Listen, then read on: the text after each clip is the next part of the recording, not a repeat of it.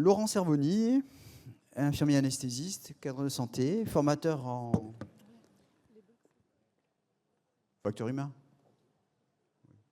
va vous présenter le titre suivant, Rétexivité, mieux penser l'utilisation du retour d'expérience, sujet qu'on a abordé 2 fois déjà. Merci. Ça va? Pas trop stressé après tout ce que vous a raconté Cédric? Ne vous inquiétez pas, la situation est sous contrôle, les conditions sont optimales. Justement, avant de commencer, je voudrais vous rappeler que vous avez 2 sorties d'urgence à l'arrière droite de la salle ici, par rapport à votre position, à l'arrière gauche pour vous. Vous en avez également devant vous à droite et devant vous à gauche, ainsi que 2 extincteurs de chaque côté. On ne sait jamais, ça peut servir. Et ça arrive. Ça tombe bien, je vais vous parler du REX aujourd'hui. Merci.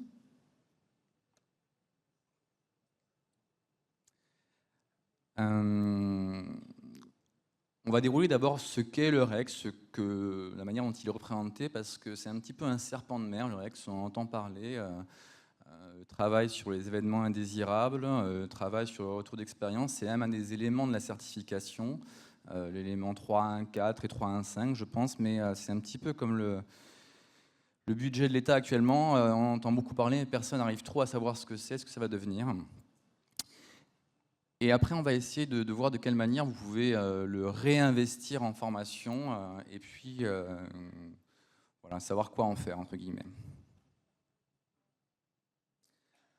Alors le REX, ça accompagne un petit peu l'histoire humaine et l'histoire des grands accidents et la manière dont on appréhende les risques en général.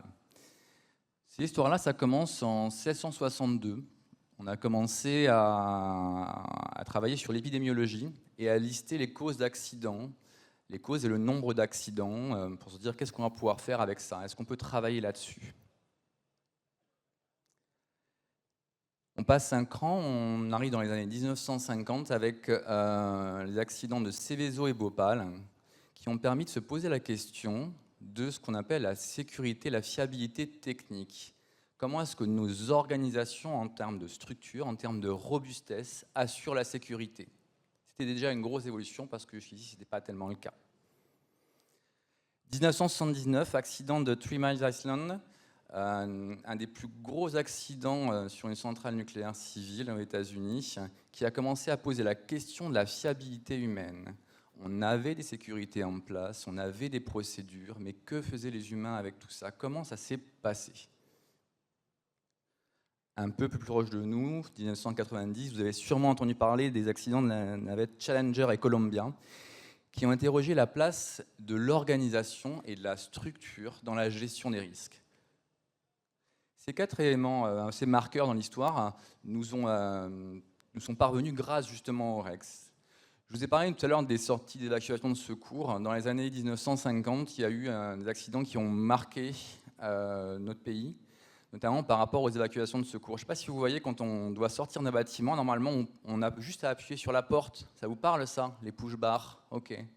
Et ben, c'est arrivé, ça a été mis en place suite à cet accident, parce qu'à l'époque, pour évacuer le bâtiment, ils n'ont pas pu le faire.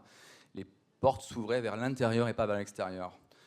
Voilà ce à quoi, par exemple, peut servir le REX dans nos vies quotidiennes. Alors on parle du REX, on parle du retour sur accident, sur ce qui a pu se passer, mais pourquoi? Je vais vous proposer de faire un petit exercice. Je vais vous demander de dessiner un mouton. Je ne sais pas si vous avez un crayon de papier avec vous. Je vais vous demander de griffonner un mouton. Allez-y, je vous en prie.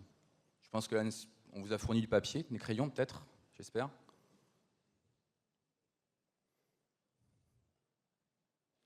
Un mouton simple en forme de mouton. Ce ne sera pas évalué, hein. Promis. Tout le monde a son mouton? Simple, hein, le mouton. Ok. Si vous avez l'occasion d'aller sur ce site, vous verrez des représentations de moutons. Vous pourrez les confronter aux vôtres. Je vais vous faire une copie, Je vais vous présenter une copie d'écran de ce site. Ce site, il sert à entraîner les IA et il faut à peu près 17 700 dessins de moutons pour qu'une IA arrive à se rendre compte de ce que c'est un mouton. Autrement dit, on a tous une représentation d'éléments qui nous paraissent simples, plus complexes que ce qu'elle est en réalité. Sur un retour d'expérience, c'est un petit peu la même chose. On va tous avoir une représentation, une entrée de la réalité, qui n'est pas forcément différente ou fausse par rapport à celle du voisin, mais qui peut se confronter avec d'autres points de vue. Vous pouvez conserver vos moutons.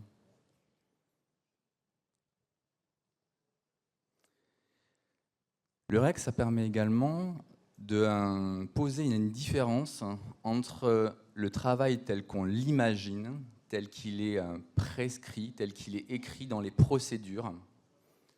Ça peut ressembler à ça, ce qu'on appelle le travail prescrit, qui vient suivre une règle et qui arrive à un résultat. Et le travail réel. C'est une représentation qui est assez chère aux ergonomes et qui explique qu'il y a toujours une différence. Cette différence elle va être en lien avec la famille, la voiture qui ne démarre pas, les collègues qui n'arrivent pas, les vacances, plein d'éléments qui vont se confronter avec ce qu'on a prévu. Et ça vient justement en discussion avec ce travail prescrit. Il y a toujours ce delta entre les deux. Le but, c'est de l'interroger à distance entre les deux.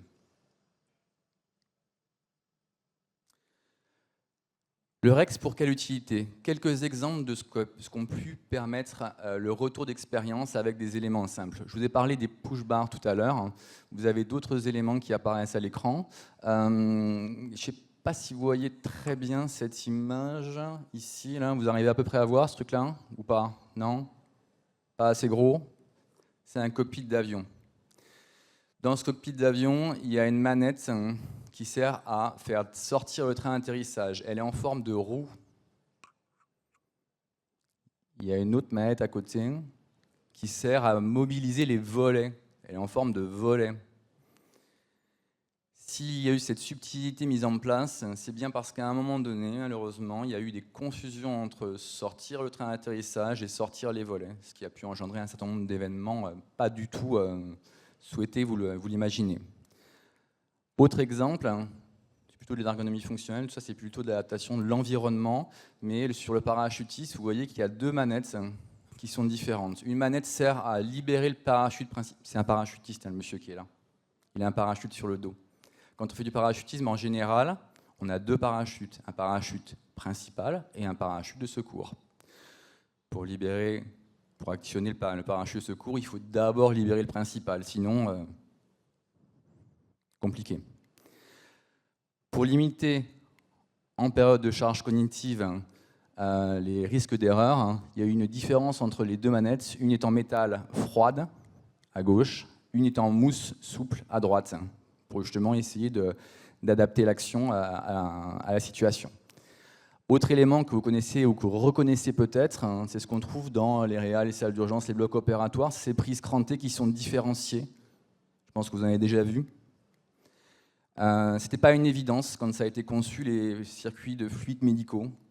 Il y a un accident assez célèbre à Poitiers en 81 où il y a eu une inversion et pas mal de difficultés à gérer la situation par la suite. Tout ça, c'est venu également du retour d'expérience, encore une fois. Donc, ça permet de nourrir en fait nos actions, nos réflexions et la manière dont on s'organise par rapport à la gestion des risques. Le REX, on l'a vu, c'est donc pour s'accorder ensemble. Est-ce qu'on est tous d'accord ? Est-ce que le passé peut être un tant soit peu objectivé ? Est-ce qu'on peut le rendre crédible ? Ça peut servir à éprouver l'organisation. Et enfin, ça va servir à penser le futur, à essayer justement de trouver des moyens d'adaptation pour rapprocher le travail prescrit du travail réel dans la vraie vie. On pourrait s'arrêter là, mais on n'aurait peut-être pas fait complètement le tour de la question. Évidemment, il y a des freins et il y a des limites, et vous les connaissez aussi bien que moi. Dans les freins, on va retrouver ce qu'on appelle la réduction ad hominem, c'est le fait d'aller toujours chercher un coupable, une personne, et ça, vous l'avez peut-être souvent entendu malheureusement. Et c'est un biais qu'on peut retrouver dans nos organisations et contre lequel il faut essayer de lutter, bien évidemment, pour avoir un point de vue plus élargi. La peur. La peur de déclarer et d'analyser, parce que ce n'est pas du tout intuitif, parce que ce n'est pas du tout quelque chose qu'on est habitué, qu'on est acculturé à faire. La place de la justice, qui est encore en discussion, et la non-pénalisation des erreurs, qui malheureusement peut impacter non seulement les déclarations, mais évidemment les analyses. Et enfin, la question des représentations. Qu'est-ce que la compétence ? Est-ce que c'est ne pas faire d'erreurs ?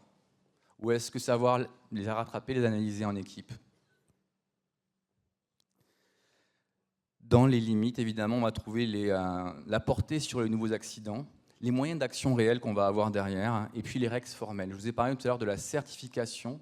Ce dont on n'a pas du tout envie, c'est de faire de REX qui va être purement administratif et qui n'auront pas de finalité derrière. En formation, c'est vrai que je vous ai parlé tout à l'heure du fait de donner du sens, donner ou redonner du sens.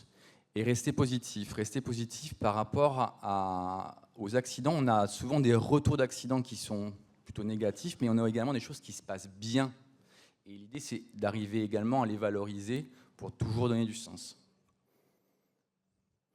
Remettre l'humain dans la pièce, parce qu'on a très souvent tendance, et c'est ce que j'ai fait en premier lieu, moi aussi, à parler de solutions techniques ou organisationnelles. Mais on a un humain au bout du compte et dans l'action qui va être impliqué dans ce qui se passe, va être concerné et qui est à replacer effectivement au centre de l'action.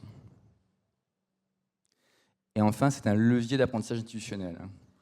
Alors, pourquoi est-ce qu'on dit que on peut dire que c'est un levier d'apprentissage institutionnel ? On entend beaucoup parler de la culture sécurité.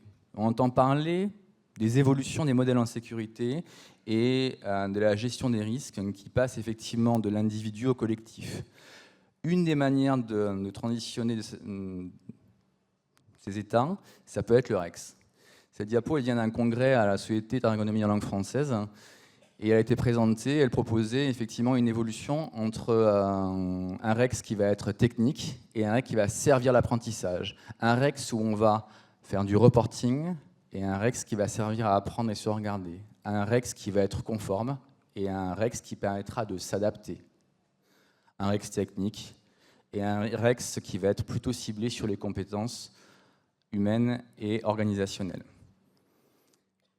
Et enfin, un REX qui ne va pas forcément être cloisonné ou constitué par des experts, mais plutôt qui va être englobant et être plutôt sur la complexité. En gros, on va essayer de faire une évolution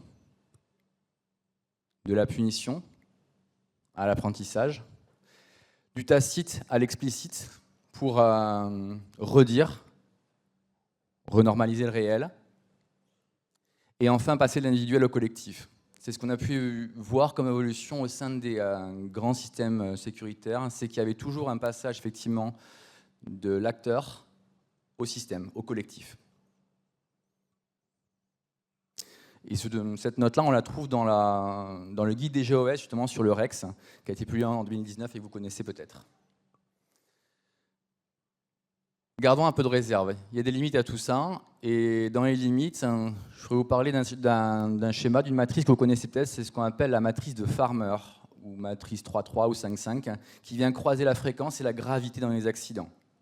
Je pense que c'est quelque chose qu'on vous a déjà présenté. On vient regarder combien de fois on a un accident, quelle est la gravité potentielle, ça nous donne un niveau de cotation du risque.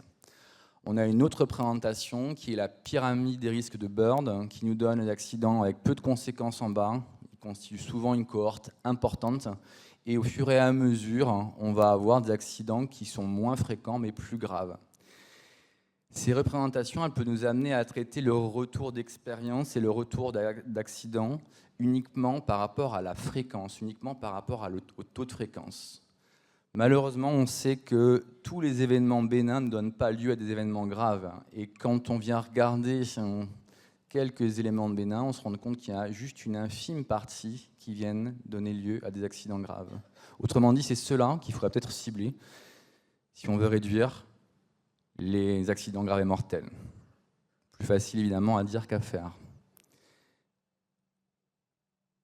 Quelques éléments pour terminer. Il y a tout un bestiaire en gestion des risques. sur les représentations. Vous avez certainement entendu parler du cygne noir qui est là-haut, mais on a aussi le rhinocéros gris, l'éléphant blanc ou la méduse noire. Alors si je vous en parle, ce n'est pas juste pour l'exercice, c'est pour vous parler de cas que vous avez déjà peut-être rencontrés. Le cygne noir, c'est un accident rare à fort impact, difficilement prévisible, typiquement le Covid. Le rhinocéros gris, c'est un événement qui va être prévisible. On savait qu'il risquait d'arriver, mais on l'a négligé. Ça va être les gestions, par exemple, la prévention en lien avec l'alcool ou avec le tabac en France. On sait, on connaît la gravité, mais on a du mal à engager des moyens en face. L'éléphant blanc, très fort coût, résultat discutable. Moi, j'habite Perpignan. J'ai déjà assisté à des formations en réanimation cardio-pulmonaire. Il y a toujours quelqu'un dans la salle qui me dit « Mais si je me retrouve tout seul avec une personne en arrêt cardio-respiratoire en haut du Canigou, il n'y aura pas de DSA. » Oui, c'est vrai. Je pense que ça vous parle, ce genre de situation en formation. Dernier animal du bestiaire, la méduse noire. Un risque connu mais qui est négligé par peur. Non, j'ai pas envie que vous me parliez de ça parce que moi, j'en ferai pas d'erreurs médicamenteuses, donc je n'ai pas envie d'apprendre à savoir comment ça va se passer. Ça, c'est des représentations. Donc la question, c'est pas de savoir, en fait, c'est surtout de savoir ce qu'on va en faire, quel niveau de traitement on va pouvoir en faire de ces éléments. Voilà, de l'information générale. Dernier point, c'est plutôt une question, c'est qu'est-ce qui nous porte, qu'est-ce qui vous porte en tant que formateur? Est-ce que ce qui vous porte, c'est d'aller jusqu'au bout de votre objectif pédagogique? Est-ce que ce qui vous porte, c'est que vos apprenants connaissent la procédure? Est-ce que c'est de savoir travailler ensemble et on vient rejoindre les facteurs humains? Est-ce qu'enfin, c'est terminer la formation ou est-ce que c'est de permettre l'expression de chacun? Je pense que quand vous faites du REX en formation, que ce soit pour contextualiser, pour donner du sens ou pour crédibiliser ce que vous dites, toutes ces questions, vous les posez. Mais il n'y a que vous qui avez la réponse et c'est donc vous qui écrivez la suite. Je vous remercie.